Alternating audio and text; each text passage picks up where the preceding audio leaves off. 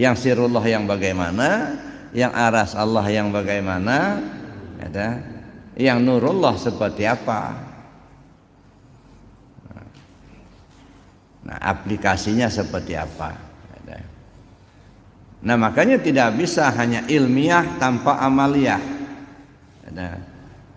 Ada ilmiah, ada amaliyah. Karena amaliyah itu praktek daripada ilmiah. Nah, misalnya sirullah, aplikasinya bagaimana? Zikir khafi. Nah, kalau yang nggak pernah belajar zikir khafi, gimana dia mau khafinya? Zikir dalam hati. Anti tarekat misalnya, nggak mau belajar zikir. Lalu untuk memasukkan itu seperti apa?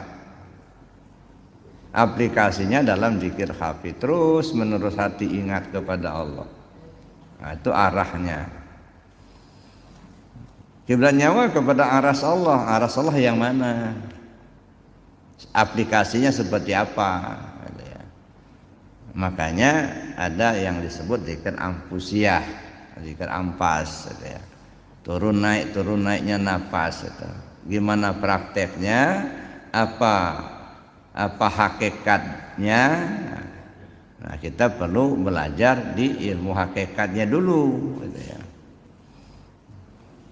Nah, kemudian kepada sirullah, nurullah. Nurullah itu yang bagaimana? Nah, jangan dikira nur Allah itu kayak cahaya lampu ini, enggak. Nur kan cahaya. Ini meja ini bagus benar nih, Pak. Nah, ini kalau kita melihat ya, hanya lahirnya saja, ini mejanya dari kayu, gitu ya, bagus. Tapi coba pandang secara batin ya. Ini cahaya tukang.